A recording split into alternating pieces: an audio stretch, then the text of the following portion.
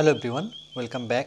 Study ম্যাথমেটিক্সে প্রত্যেকে স্বাগত জানিয়ে ক্লাস 9 থেকে আমরা chapter 18 page number 259 video part number আজকে 27 করব।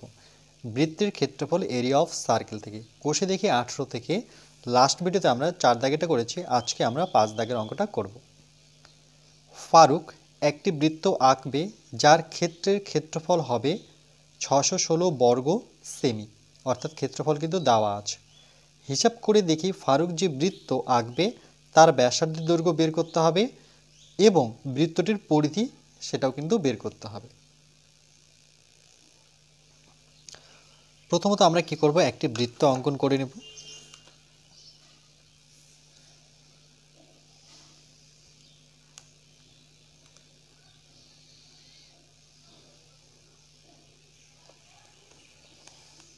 ওকে, এটি একটি বৃত্ত। এই বৃত্তের আমরা একটা ব্যাসার্ধ নেব, কেন্দ্র থেকে সবসময় মনে রাখবে। ওকে, সেটাকে আমরা আর দ্বারা প্রকাশ করি। তাহলে প্রথমে আমরা কি করব, যে বৃত্তটির ব্যাসার্ধ যে মনে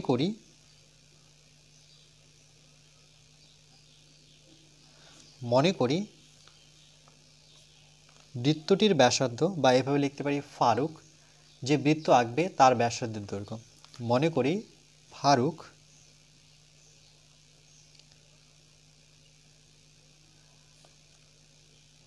যে বৃত্ত আঁকবে ওকে তার ব্যাসার্ধ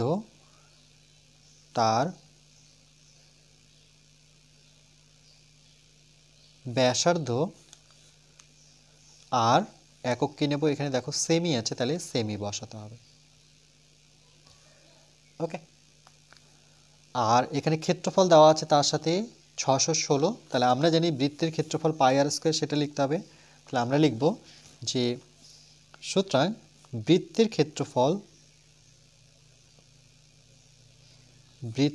ক্ষেত্রফল আমরা যেটা জানি সেটা কি, বৃত্তের ক্ষেত্রফল পাই আর স্কয়ার। এত বর্গ, ক্ষেত্রফল লিখলে বর্গ কথা লিখতে হয়, তারপরে লিখতে হয় সেমি। ওকে, তাহলে এই যে ক্ষেত্রফল আর কোশ্চেনে যেটা ক্ষেত্রফল দেওয়া আছে দুটোকে সমান করব। তাই লিখতে হয় শর্তানুসারে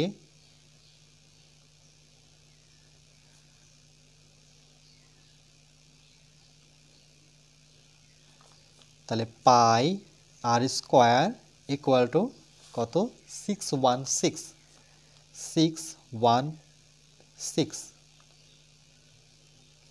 ইকুয়াল থাকলে বা ব্যবহার করতে হবে, কারণ দুটো সমান সমান দিয়ে অঙ্ক করতে পারবো না।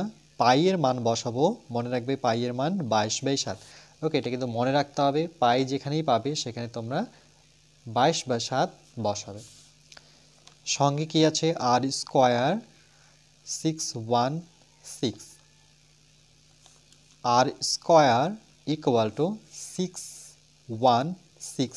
এই যে ভগ্নাংশটা দেখতে পাচ্ছি সেটা সমান সমানের ওপাশে গেলে উল্টে যায়, অর্থাৎ 7 চলে যাবে উপরে, মানে যেটা হর ছিল সেটা লব হয়ে গেল, যেটা লব ছিল সেটা হর হয়ে গেল।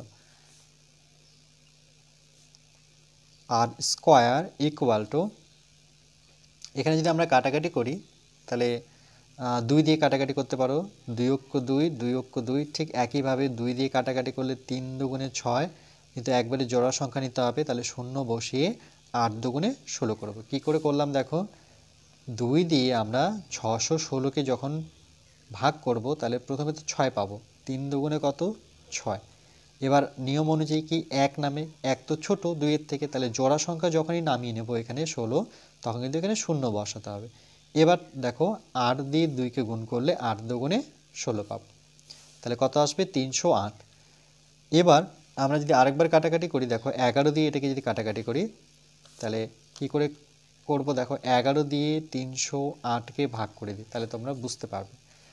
তাহলে 30 নিতে হবে, 3 11 33 বেশি হচ্ছে, তাহলে 2 দিয়ে 11 দুগুণে 22 বসাই, 10 থেকে 2 বিয়োগ করলে পরে 8, 3 থেকে 2 বিয়োগ করলে পরে 1, সেটা নেওয়ার প্রয়োজন নেই। এখানে আমরা কি করব, না সরি 10 থেকে 2 বিয়োগ করলে 8, আর এখানে 10 ধরেছি তার জন্য 1 যোগ হয়ে যাবে, তাহলে 3 3 মিলে গেল। এখানে 8 বসিয়ে নিই, 8 11 কত, 88। তাহলে দেখতে পাচ্ছি আমরা 11 দিয়ে কাটাকাটি করলে 28 আসবে। এই 11 দিয়ে যখন 308কে কাটবো সেক্ষেত্রে আমরা পাবো 28।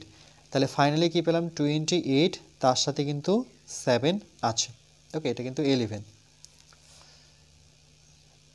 তাহলে দেখো আমি এই বর্গটা চাচ্ছি না, এই বর্গটা এই পাশে আসলে বর্গমূল হয়ে যাবে কার উপরে? 28, আর সঙ্গে আছে 7। তাহলে আর ইকুয়াল টু 28কে আমরা কি করে করতে পারি? দেখো 28কে যদি আমরা ভাঙি 7 দিয়ে, 4 7 28, আর 4কে ভাঙলে পরে 2 দুগুণে 4। তাহলে আমরা দুটো 2 পাচ্ছি আর সঙ্গে একটা 7 পাচ্ছি। ওকে, দেখো দুটো 2 একটা 7, আর প্রথম থেকে কিন্তু একটা 7 ছিল। তাহলে আর ইকুয়াল টু কত? দেখো জোড়া থেকে বর্গমূলের ভিতরে একই সংখ্যা থাকলে সেখান থেকে একটা সংখ্যা বের হয়, তার উপরে কিন্তু আর বর্গমূল চিহ্ন হয় না। ঠিক একইভাবে দুটো 7 থেকে একটা 7 বের হয়। কেন বের হয়? দেখো বর্গমূলের ভিতরে ধরে নাও দুটো 2 আছে, তাহলে দুটো 2 মানে আমরা কি জানি? সেক্ষেত্রে 2 এর স্কোয়ার করতে হয়। ওকে, এই বর্গমূল আর বর্গ কেটে যায়, তাহলে কি থাকে? 2। তার জন্য এইভাবে না করে আমরা যেখানে জোড়া সংখ্যা পাবো বর্গমূলের ভিতরে সেখান থেকে একটা সংখ্যা বের করতে হয়। আর ইকুয়াল টু কত? 7 দুগুণে কত? 14। এখানে কি চেয়েছে দেখো, বলছে যে ব্যাসার্ধের দৈর্ঘ্য কত। তাহলে আমরা লিখবো অ্যান্সার যে সুতরাং ব্যাসার্ধের দৈর্ঘ্য, ওকে,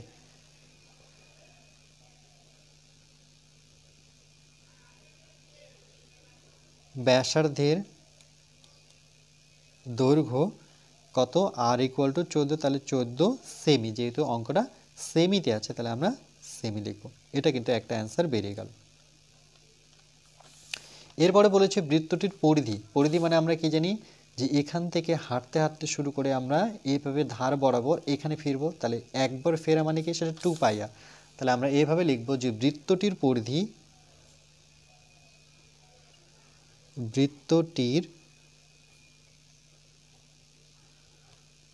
পরিধি, সূত্র বসাচ্ছি দেখো 2 পাই আর, এটা কিন্তু সূত্র। ওকে, এটা মনে রাখতে হবে। বৃত্তের পরিধি হচ্ছে 2 পাই আর, একক নিতে হবে সেমি। 2 বসাবো, পাইয়ের মানে আমি লিখে দিয়েছি, সেখান থেকে নেব 22/7। 8 এক্ষুনি বের করলাম, আরের জায়গায় কত বসাবো? 14, একক নেব সেমি। 7 দিয়ে কাটাকাটি করি, 7 দুগুণে 14, তাহলে পাচ্ছি 2 × 2 × 2, তার সাথে পাচ্ছি 2, এত সেমি। ওকে, তাহলে 22 দুগুণে কত? 22কে যখন 2 দিয়ে গুণ করব, 2 দুগুণে 4, 2 দুগুণে 4, এই 44কে আবার 2 দিয়ে গুণ করে নিই, 4 দুগুণে 8, এই 4 দুগুণে 8, তাহলে কত পাচ্ছি? 88 সেমি। ওকে, তাহলে এটা একটা অ্যান্সার হয়ে গেল। তো আমরা লিখব যে সুতরাং বৃত্তটির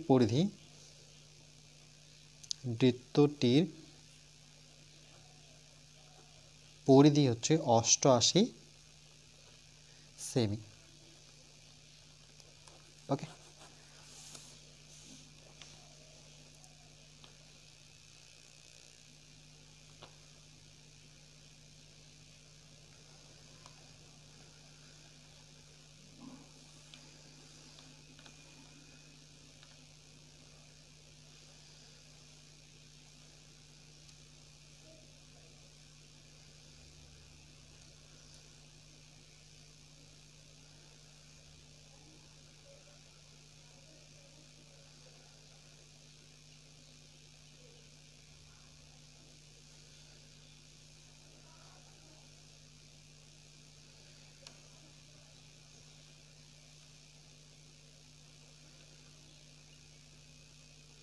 এরপর আমরা নেক্সট পার্ট নাম্বার 28-এ ম্যাথ নং 6 করব।